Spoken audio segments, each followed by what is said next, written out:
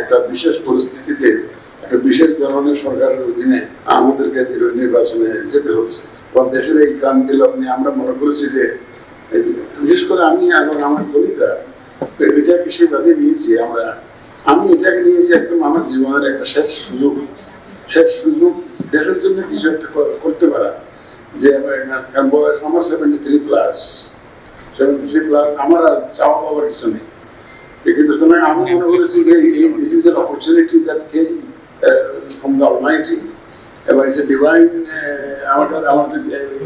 opportunity given to me.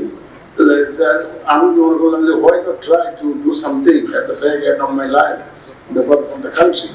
আমি সেটাকে একদম সেইভাবেই নিয়েছি এবং আমার কমিটমেন্টও তাই, আমার পুরা ইসি কমিটমেন্টও তাই, একটা সুন্দর গ্রহণযোগ্য স্বচ্ছ